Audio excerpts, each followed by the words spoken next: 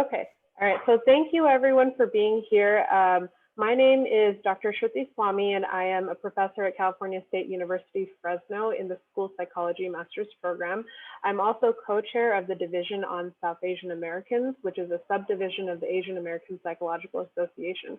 I'm really happy to be able to be here today to be a part of this organizing committee of the South Asian Community Event Issues Series with our volunteer, Sonia Bajwa. So she's there in the corner. Hopefully y'all can see her. And we're really excited today to bring Dr. Shah's presentation to you all. So I'll give a little bit of an introduction to her, and then I'll let her take it away. So Dr. Shah is a clinical psychologist with a specialization in working with adults and geriatric clients with a range of cognitive and socio-emotional challenges. Her clinical interests and specialties include treating clients with comorbid anxiety, depression, insomnia, chronic pain, PTSD trauma, grief and loss, anger and stress management, neurocognitive disorders, caregiver burden, including those caregiving loved ones with dementia, strokes, traumatic brain injuries, and a range of issues related to multiculturalism in healthcare. Within the larger South Asian community, her goal is to raise awareness and to reduce stigma associated with seeking psychotherapy and explore the emotional challenges faced by many South Asians attempting to balance Western and Eastern philosophies of living and the impact on physical and emotional well-being. As we each learn to adapt to cultural globalization moderated by social media and the like, it's becoming increasingly important for us to stay connected while learning to preserve each of our individual identities, especially during the COVID-19 pandemic and beyond. So I will hand it over to Dr. Shah now. And if anyone has any questions, please feel free to put them in the chat, and Dr. Shah may be able to answer them, and Sonia, our volunteer, will also be able to help out with anything. All right, thank you so much for that introduction. I see a lot of familiar faces here today. Oh, I think there you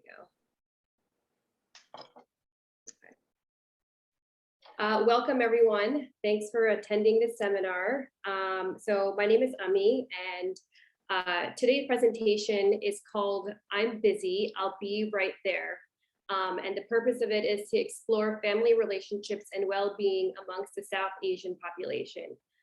So before we get started, I thought I would ask everyone, any guesses about the part in quotes?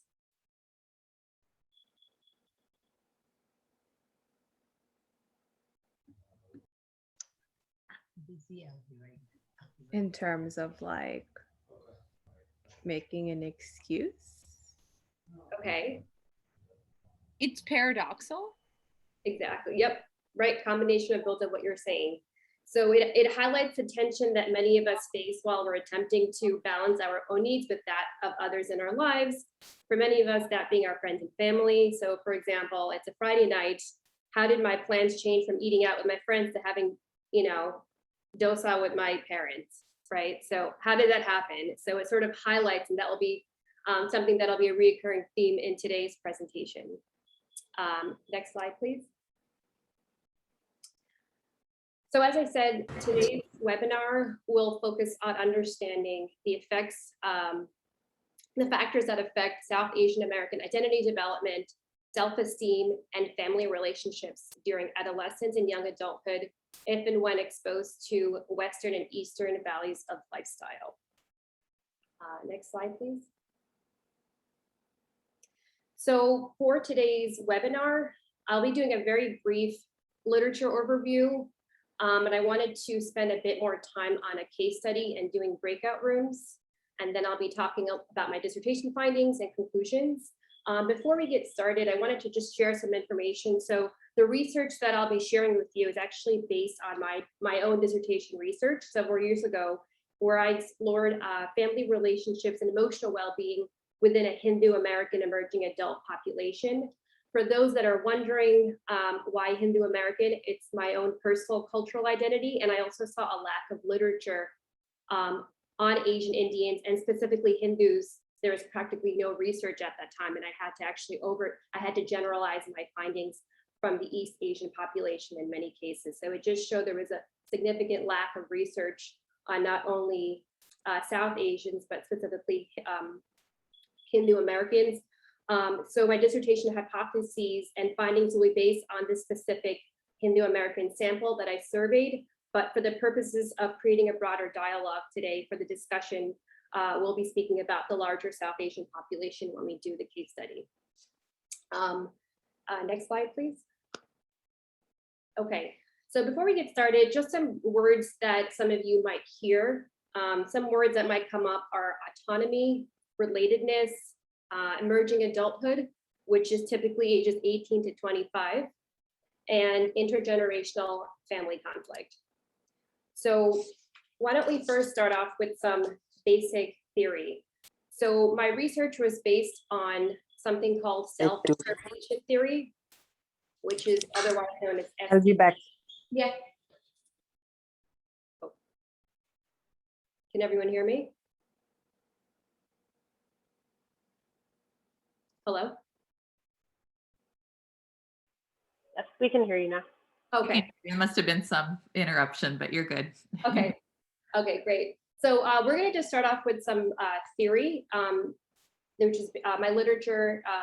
My research was based on self-determination theory. So self-determination theory emphasizes the need for autonomy, relatedness, and competence to achieve healthy psychological well-being. And my research particularly focused on two of those constructs, that being autonomy and relatedness. So the purpose of SDT theory is that it focuses on internal sources of motivation as opposed to something external, like being driven by money or compliments, which is of course easier said than done. But it was talking about what motivates our behavior intrinsically. And so according to this theory, autonomy was defined as a need to control our own behaviors and feel freedom to make decisions based on our own individual values. And relatedness is talking about how we also crave to have that relationship with others. So an example of that would be seeking a positive relationship with people who will support you in pursuit of your own personal goals. Next slide, please. Okay, so I'm sure a lot of us have heard the words autonomy before, and perhaps relatedness in some derivative before. But apparently, as I was starting to do my research, I realized that the word autonomy can be taken in a lot of different directions, at least in the psychology world. And so I thought it would be important for us to first discuss how autonomy has been sort of defined and redefined in the literature over the years and how confusing it's been, and see what sort of conclusions have been made so far in the research. So in the research, typically speaking, when the word autonomy comes up, it consists of addressing a lot of different domains. So how am I autonomous, whether it comes to my behaviors, what I do or I don't do, my cognition, how I'm thinking, emotionally, my feelings, and my moral decisions made by myself rather than by someone else. And within that, there is an area specifically called emotional autonomy, which was abbreviated as EA in the literature. And that throughout the years has been sort of defined and redefined over the years. I'm going to go over a few case studies in a minute, but essentially that's a subsection of autonomy that we're going to briefly discuss as well. And then the other aspect is relatedness. So it's the experience of having a relationship, hopefully a positive relationship, and interacting others' company. So essentially what we're trying to explore today is how can I be my own self and have relationships with others as it comes to my own well-being. Any questions so far? No? Okay. All right. Next slide, please. Okay, so just some important points that came up in the literature on autonomy and relatedness. So in terms of specifically studying adolescents and emerging adults. So one particular finding was that the adolescent's perception matters. So what that means is adolescents who perceive their parents as supportive of their autonomy-seeking behaviors tended to report less depressive symptoms. And the opposite was found to be true. So a lack of support from parents was also associated with depressive symptoms. And in one particular study, surprisingly, and which was very encouraging as well, is they studied an Asian Indian adolescent population, and they found that actually the perception of both maternal and paternal autonomy both predicted overall life satisfaction, which I thought was interesting. Another important finding was that gender and environment matters. So adolescents that were raised in a positive affective, with an A, an affective environment consisted of close maternal warmth and low intensity of conflict with their parents. Autonomy was associated with a positive adjustment. Another important factor is timing. So this is going to come up quite a bit and is a very important point. So what that's asking is, if autonomy is granted during development, at what point is it considered healthy? And so some studies found that premature autonomy from parents actually contributed to poor psychological adjustment, such as deviant behavior, depressive symptoms, and low self-esteem. And then the same is true for having too much relatedness, which many times is formally called enmeshment, right? So when you have such a close relationship with your parents to the point that your sense of it's at the expense of your autonomy, that too was found to be problematic and cause identity problems, and also poor coping while transitioning into emerging adulthood. Another important factor that came up in the research, of course, which will be a focus of ours, is cultural variables to consider. So one study found that race actually moderated the relationship between autonomy and adjustment. So what they found in this study, which was close to about 15 years ago, was higher emotional autonomy, which was the phrase that I mentioned earlier, higher emotional autonomy for Caucasian adolescents and lower emotional autonomy for African-American adolescents were both associated with positive outcomes. So as you can see, it's starting to get a bit more complex. So that's when they started to notice that it's important to consider the cultural context, that in some cultures, emotional autonomy could be seen as detachment, and for others, it might be seen as more adaptive, depending on the relationship they have with their parents and within their own cultural family context. Okay, I believe we have a question here. Okay, so I see here it says, could you explain a little bit about the difference between autonomy versus independence, or is there a difference? So that's a really good question. And in the literature, they certainly have not made it easy. There's quite a number of researchers that have spoken about them synonymously.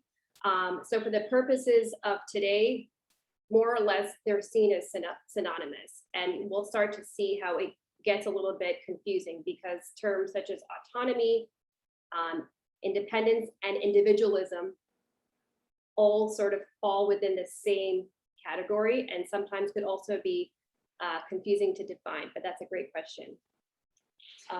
Next slide, please. Okay, so despite, again, the literature has had many different findings on defining autonomy, redefining relatedness, what it means. The one important thing that's come up over and over again is that context matters while you're defining the two. And one consistent finding across a lot of the studies, and consistent with self-determination theory, is that there's a need for a coexistence between autonomy and, so big word, and relatedness during adolescence and emerging adulthood. So what that means is that when these children are growing up, it's important to them, so considering their perception as well, what is important to them is to have close parental support while achieving autonomy. And that in fact, without that, it appears incomplete in terms of their psychological well-being and wellness. Next slide, please.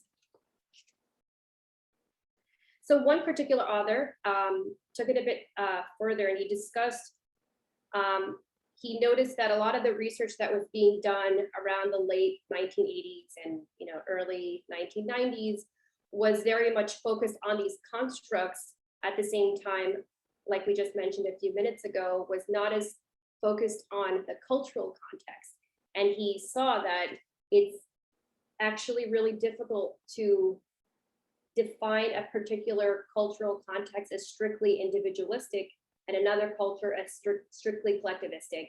And this is sort of a basis of a lot of my research that I did, that even within cultures that are considered traditionally collectivistic, so in our case, our broader South Asian culture, there is very much an importance of autonomous practices. And you'll see that when I go over my dissertation in a little bit. And so from his research, some of the questions that he asked that I thought was kind of interesting is that should individual interests be held subordinate to group interests? So that's something that also challenges perhaps something within our broader culture of how can we show respect, perhaps in a sense of duty within our culture and our parents and our larger family members, and be autonomous? Can the two sort of coexist, or is one subordinate to the other, which traditionally would be asking the question of, can I be collectivistic and be a part of my family and be autonomous, or is being collectivistic subordinate to being autonomous? And what he found that was important, which was typically considered ideal from his research, was the family model of interdependency, which is basically a fancy way of saying, where this arrow is right here, of psychological interdependence, which means that they both sort of coexist in a framework of being both autonomous and related, which he just put the two words together and he said, the autonomous related self. And he also does discuss a really interesting point that perhaps the model is not stationary. So what that means is that the model can actually change over time.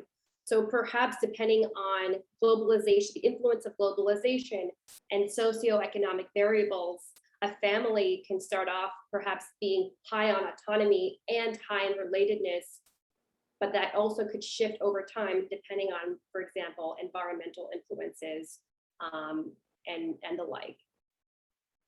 So that's also shows you how complex this process is to define and redefine, even within a broader cultural context. Okay, next slide, please.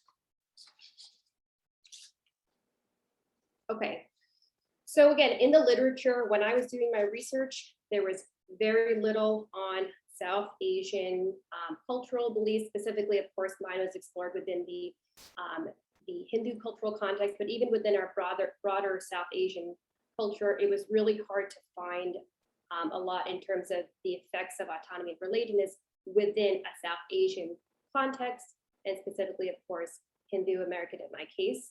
But broadly speaking, I think it's important for us to think about some cultural beliefs that are relevant as we talk about autonomy and relatedness.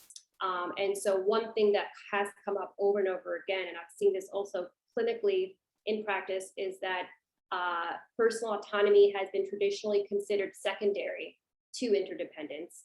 So perhaps in the name of respect and duty to my family, that may be seen as secondary. Autonomy may become, again, subordinate to interdependence in those cases. Family involvement. So this is key for, I would imagine, almost all of us, both nuclear and extended. You know, having your mom's, dad's, sister's, grandmother's mom involved in your, first year of college classes perhaps seems normal and is considered an important part of development. So you can imagine that when there's a child, again, exposed to both cultures, trying to figure out what they want to do. In this case, I studied undergraduates, typically speaking, what major, what career path. For many, family involvement does play a very significant role in that process. Duties, what I just discussed a minute ago, it also impacts your goals and also life decisions, right? And perhaps that extends across the lifespan. And the last thing is parenting practices can be influenced by the parent's degree of acculturation to the host culture, which we'll discuss in a little bit. I see there's a question here. Please expand on STT theory when you get an opportunity. Okay. All of this makes sense. I think that the autonomy feels secondary if the cultural lens has minimized, right? Absolutely. Someone else wrote here, this really resonates with me. I always felt while growing up that I had to do what my family wanted. Otherwise, I would not get much support. And also decisions not supported by them were harder to make. Exactly. So this is, all of you guys are bringing up some excellent points. And this is exactly why I wanted to study this, because I felt there was also a very personal component to this that was unexplored. So we're going to be talking a little bit more about that construct that I mentioned earlier about the intergenerational family conflict, which I think will also tie into some of these questions. So if we can hang tight, we'll get there soon. All right, next slide, please. Okay, so just wanted to take a quick break from talking and hear from everyone. Does anyone have any other questions, or can anyone think of any other specific cultural variables that might influence the parent, adolescent, young adult relationship during development? I think the experiences the parents themselves had growing up, and also how they were raised, Yes. does play a significant role in terms of how they're raising their own kids, right? Absolutely, absolutely. So, you know, that's where the generational complexities happen, right? So I think what's important to understand is, of course, both sides. So on the one hand, we talked about how the adolescent young adult perception is important to consider, but to your point, another important aspect is what's influencing the parental practices even before the parenting happens. So that's where the generational patterns perhaps are important to consider, right? How were the parents raised? How did they acculturate to the host culture? What kinds of traumas did they perhaps go through? Are they unresolved? How did that affect their parenting practices when they came to the States? So these are great questions. Thank you. Anything else? Isn't that the only thing that we know as growing up doing a parental development, because we're not exposed to any other quote unquote developments? Right. And perhaps to the point, right, of parents is that they weren't necessarily having these kinds of discussions, or it wasn't considered perhaps PC to talk about these things. So the parents brought with them from India what they were only exposed to. And that was their subjective reality. Absolutely. Next slide, please. Oh, yes. Oh, I was just going to say, I mean, I think things have evolved from decades ago. Like, for example, 20 years ago when I graduated college, if I said I want to go work at a startup, they'd be like, what? What is that? You Right. work at a big company that everybody knows, or you become a doctor. But now people graduating college, if they say, I'm going to work at a startup, their parents probably worked at a startup too, or took a company public. I mean, I think there's definitely a divide between 20 years ago and now when it comes to career. And even when it comes to dating, that was not something you spoke of until you're getting married. Yeah. Versus now there's a lot more, not that anybody wants it, but I think there's just more openness to, it seems like reality. I'd rather be involved in it than be told lies. Right, absolutely. Okay, let me be mindful of the time. This is awesome stuff. Let me have a couple of more slides here, and then I wanted us to leave a little bit of time for a case study, and I wanted to hear everyone's thoughts about that as well. Next slide, please. Okay, so this is what everyone has been itching to hear and has been talking about, is this idea of intergenerational family conflict. So what does that mean? So intergenerational family conflict is, in the literature, defined as conflict between immigrant parents and their children. So what they found was that Asian children born within the United States were more likely than their immigrant parents, which is pretty typical here, to assimilate to westernized norms, of course, regarding peers, school, and media. And what they found is emerging adults experiencing more generational conflict were more likely with their parents, were more likely to endure psychological distress, such as depressive symptoms, than did same-age counterparts whose parents were able to successfully integrate during the acculturative process. So within one particular study, they found, to take that a step further, higher conflict with mothers was associated with higher levels of depressive symptoms. So some would hypothesize it's because in most cases, mothers played the role of being nurturing, also emotionally supportive caretaker. So perhaps they played more of a role in terms of that identity development and therefore had as much of an effect on emotions. Next slide, please. Okay, so I thought I would, so I know we're just about halfway through here, so a couple more slides here. I just wanted to give everyone a quick overview about my dissertation research now that we've done a quick overview of the literature. So my study, I studied about approximately 120 Hindu American emerging adults, ages 18 to 25. It was an anonymous survey where I gave 6 questionnaires, including a demographic survey. And the criteria was that they had to be currently enrolled in an undergraduate program, and at least one parent had to be first generation, born in India.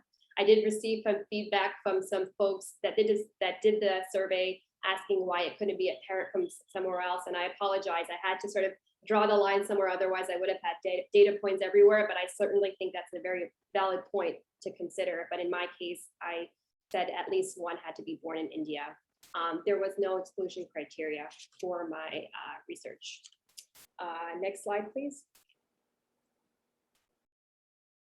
Okay, so these were my 2 major hypotheses. So my first hypothesis was Hindu American emerging adults experiencing high autonomy and high relatedness.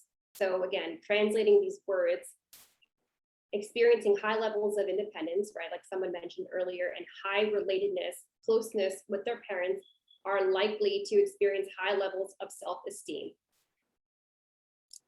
And then my second hypothesis was Hindu American emerging adults experiencing high conflict, intergenerational family conflict with their immigrant parents are more likely to report higher depressive symptoms. So I'm gonna pause on my dissertation hypotheses, and this is where we're going to get a bit more interactive. And once we do the case study and do some discussion questions, I'm gonna come back and discuss the results from my dissertation as a little cliffhanger. So hang tight, and we're gonna go ahead and read a case study together. Next slide, please. So again, I just thought I'd put in an image here that I found online. It's courtesy of Shutterstock. I found this online. And again, it just was a depiction of sort of the conflict that we talked about, sort of this tug of war mentally of when do I need my parents' permission? What happens if our opinions conflict, right? So talking about some of these terms again. Next slide, please. Okay, so here I have a case study. This is completely fictional here, but I do think that there is some reality to this, and I've pulled from different parts of my research and also practical experience. And so I thought the best way to talk about these concepts was to apply them and have everyone interact and discuss their thoughts. So I guess we can take about, 3 or 4 minutes. Is that enough time for everyone to read this? And then once people are ready, we can go into the breakout rooms and discuss it, just do the discussion questions.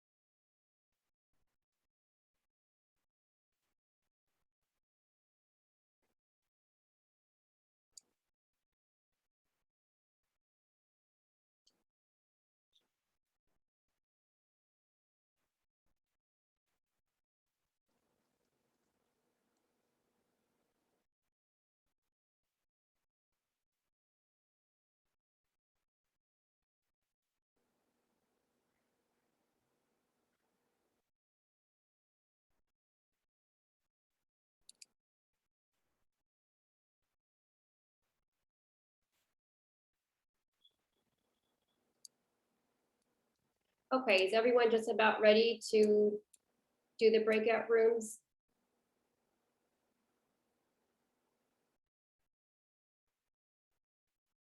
Okay. So what I'd like to do is first, Shruti, do you mind if we share the discussions?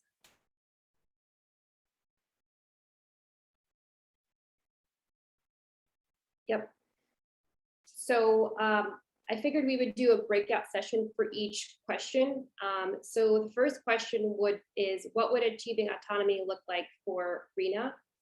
So why don't we go ahead and break out into rooms, and then we'll gather in, I guess, 2 or 3 minutes. That's enough time for everyone. And then we'll go through each discussion question accordingly.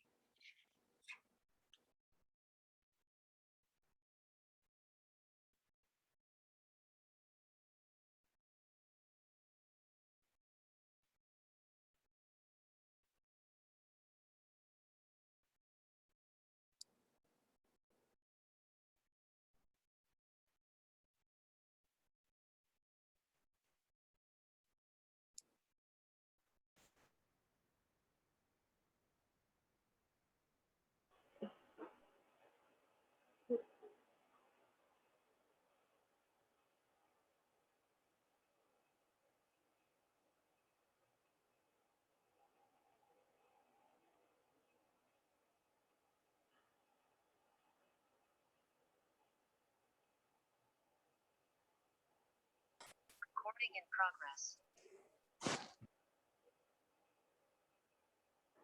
Sonia, do you want me to help you assign people into rooms, or it looks like you got it? Okay.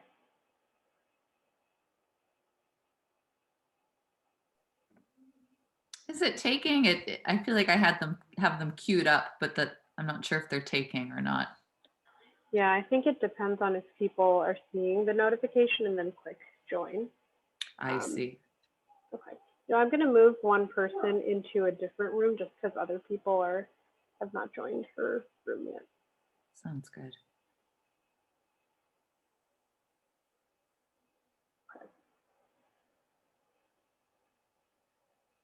And I was going to say, do you know how to do the random breakout room function?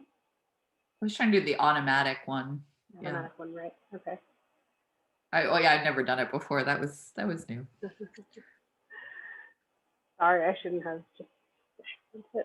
Oh, that's okay. We didn't get to clarify before. Do you want? Are there people in limbo here, or are they just like duplicates or something? Andrea, Panchamia, Shannon. Yeah, they might just not have wanted to join the breakout room. Okay. Okay, let me actually move this one person into another room. Andrea or? Hina. Okay. Yeah. That works. Yeah. Okay, perfect. So it ended up being like 4 rooms. Cool. Do we jump in? What do we do? This is new to me. You can jump in if you want. I'm gonna wait over here, and then I think just time wise, Okay. We're just keeping time.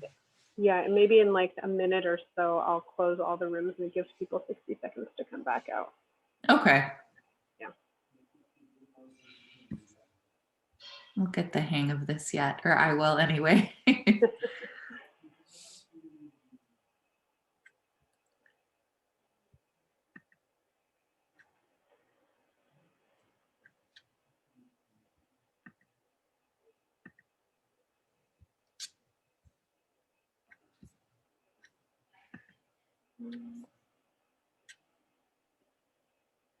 Okay, I'll go ahead and push close and give everyone 60 seconds. Oh, that's good. Okay. Yeah, and I don't know. I probably could put myself in one, but I actually didn't necessarily see that option. So, okay, we have returnees.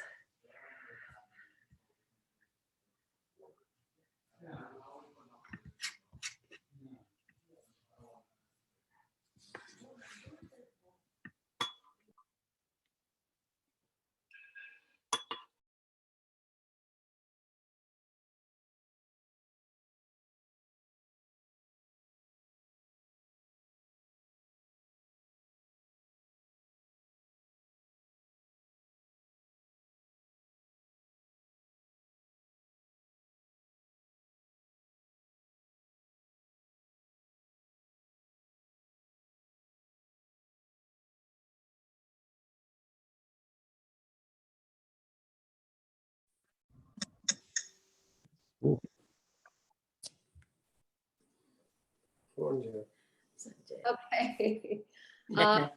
So, Shruti, do you have any suggestions about what group to start with first? Maybe we can just start with group one. So if maybe there's one person from that group who wants to share, and then we can go group 1, 2, or 3, just depending on how much time you think we have. Yeah. Okay, great.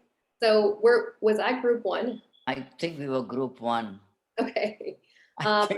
Yes. So I believe we have someone that's going to speak from a different generation. So I'll let them carry on. Yeah, so first and foremost, thank you, Ami, for this excellent conversation, talk that we're discussion that we're having. It's very timely. It's on the mark. Very proud of you, Ami.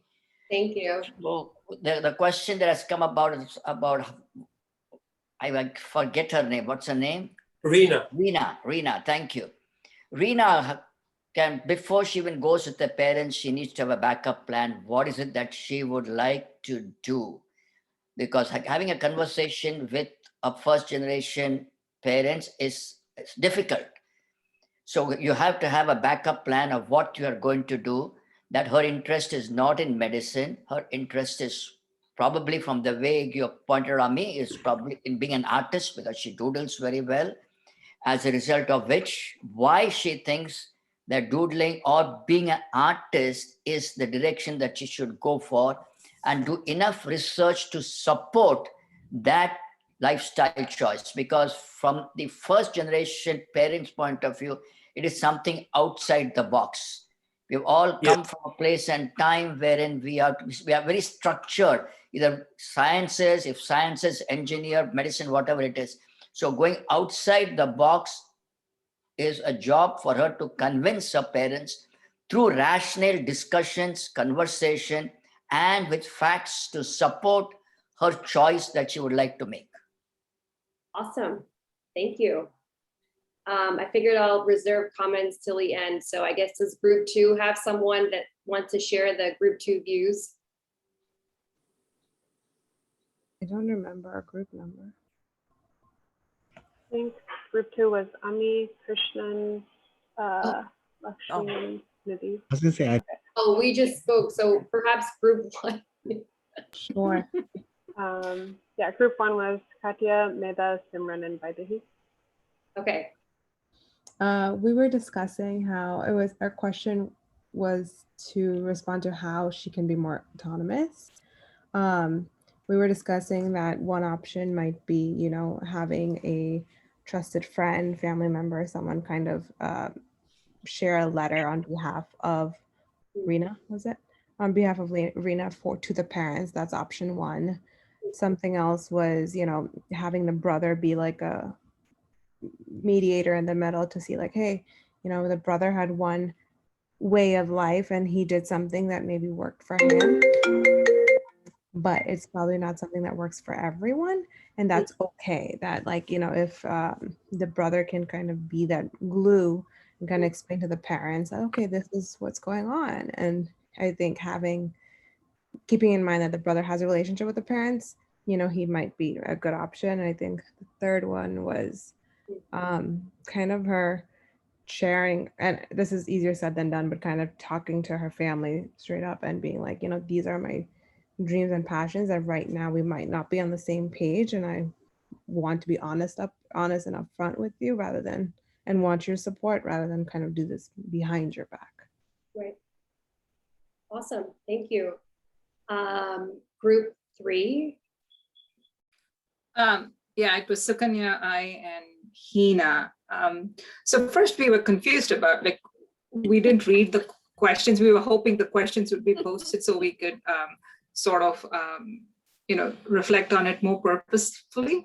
But we thought our question was, how is Reena going to combine autonomy and interrelatedness and have a conversation with her parents? Or that's the question we framed for ourselves. I don't know what your question was. That's okay. We can combine. I was breaking it down, but you know what? Inadvertently, we're putting it together, which is awesome. So this is sort of like a one big breakout session, one big discussion. It doesn't, as long as it leads to a dialogue, it doesn't matter.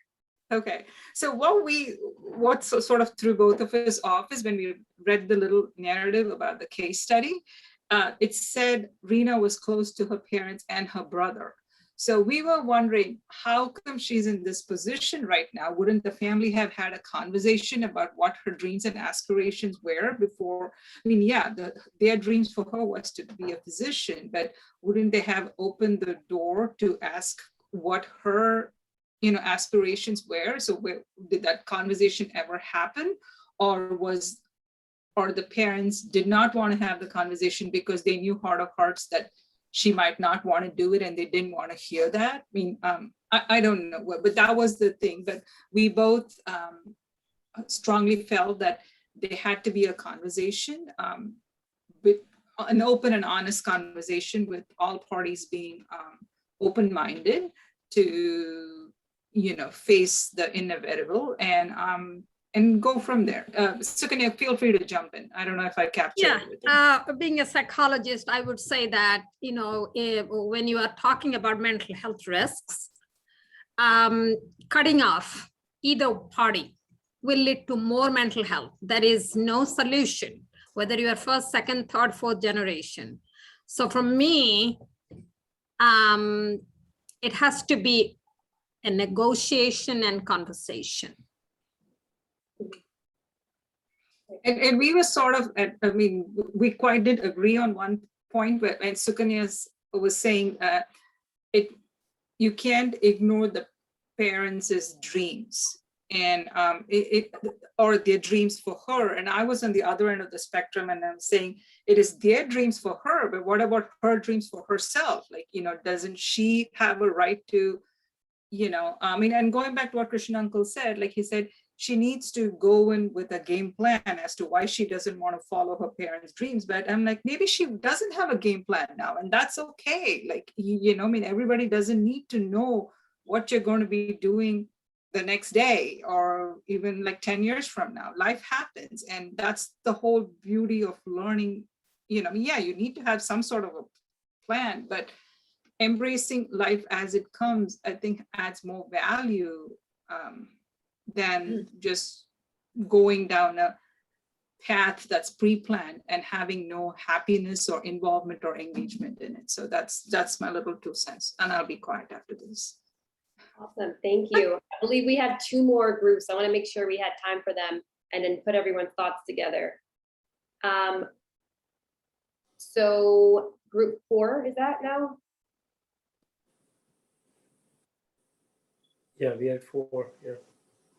Go ahead. Yeah, if your group hasn't gone, please, we'll get through, we'll get them knocked off one by one. We're getting good info from you all, so please. Yeah.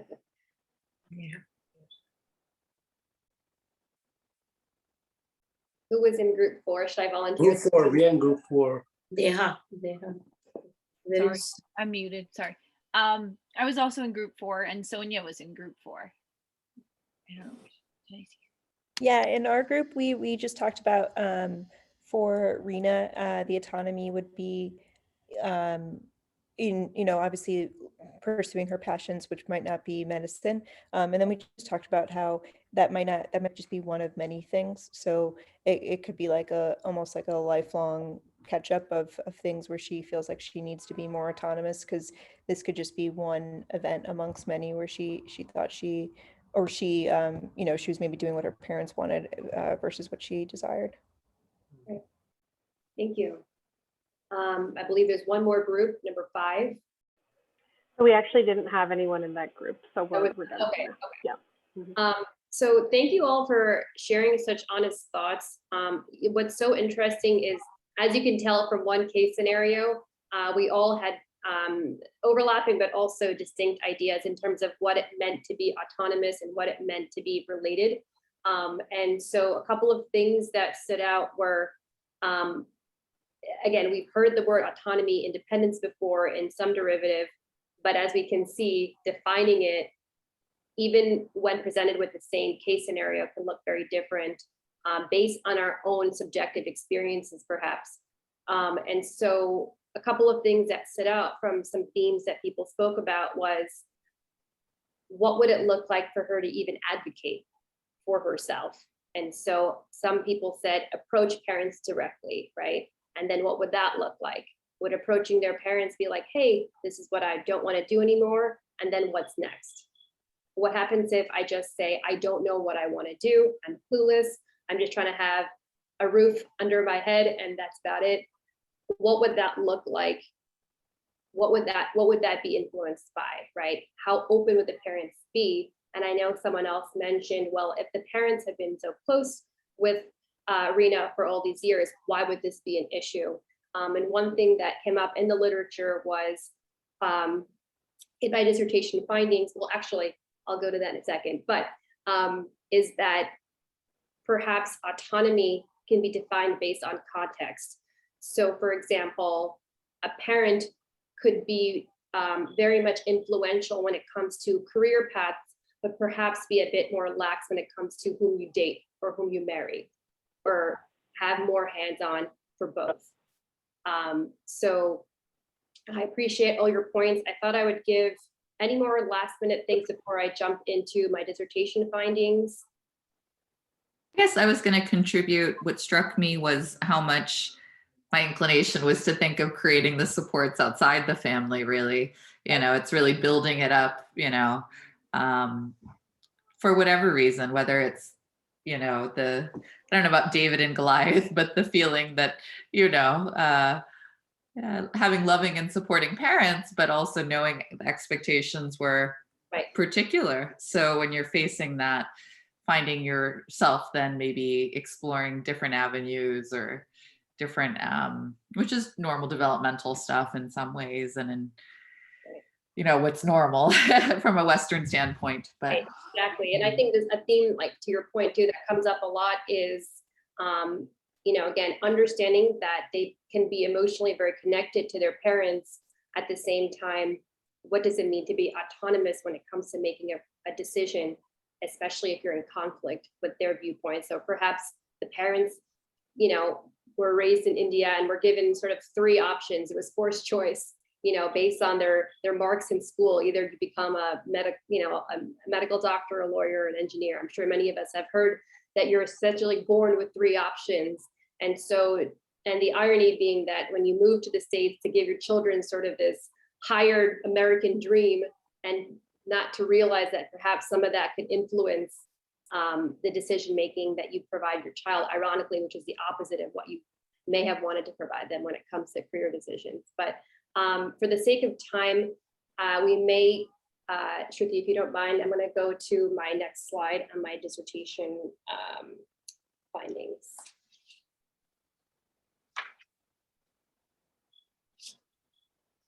Okay, so just to kind of refresh everyone's memory here, my first hypothesis was that Hindu American emerging adults experiencing high autonomy and high relatedness with their parents are likely to experience high levels of esteem.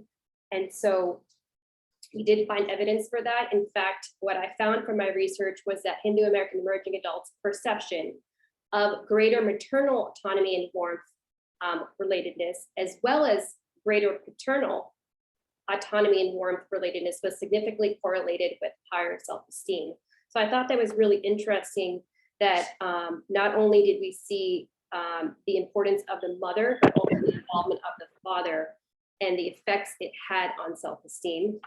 So what we understand from this is that Hindu American emerging adults likely exposed to both collectivistic and individualistic values benefited from maintaining close ties with their family members, particularly their parents, while they were acquiring autonomous functioning. And that participants' degree of autonomy and relatedness from their parents was strongly correlated with self-worth. And then of course, the opposite is true. Lower autonomy and warmth from both parents, understood as withdrawal from family support, was correlated with poorer self-esteem. Next slide, please. For my second hypothesis, which we also found to be true, is that Hindu American emerging adults experiencing high intergenerational family conflict. So again, conflict with first generation immigrant parents, or at least in my case, at least one immigrant parent, family conflict with their immigrant parents are more likely to report higher depression symptoms. And they found this to be true even after accounting for the emerging adult acculturation to both Western and Asian Indian cultures and participant genders. And furthermore, it was actually found that Hindu American emerging adults who experienced less cultural identification with Western values reported greater depressive symptoms. So I think considering the influence of second generation Hindu American emerging adults to Westernized culture, beliefs, and perhaps having more of the exposure, but also relationship with, as opposed to the first generation parents who may or may not have been exposed to, or perhaps even connected to these typical beliefs.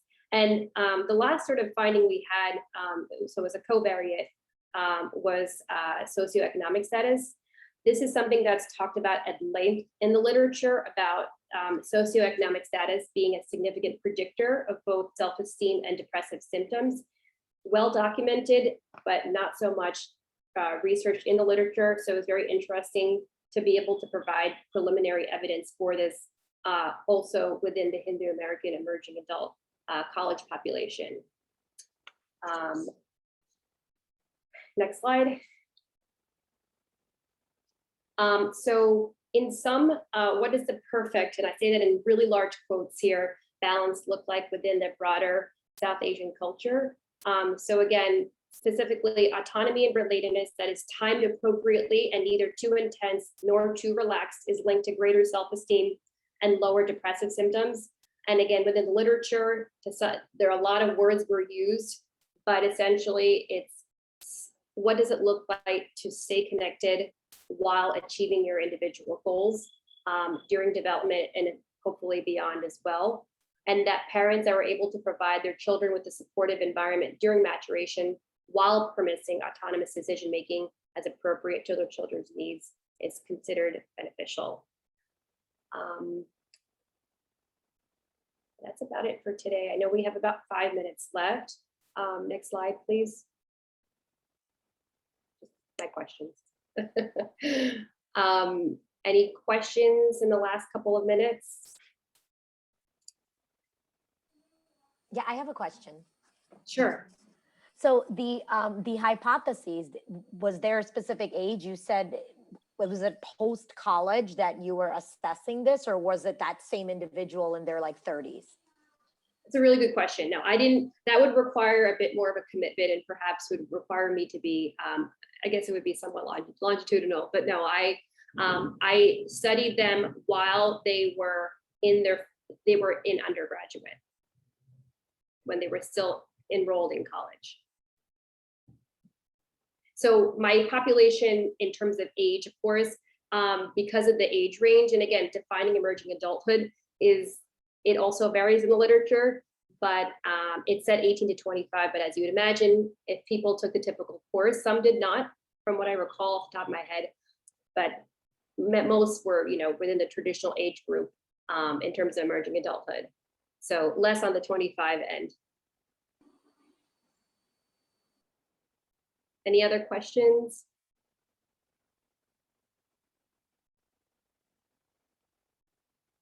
All right. Well, I wanted to thank Shruti, Sonia, and Pooja and DoSAA for providing this opportunity.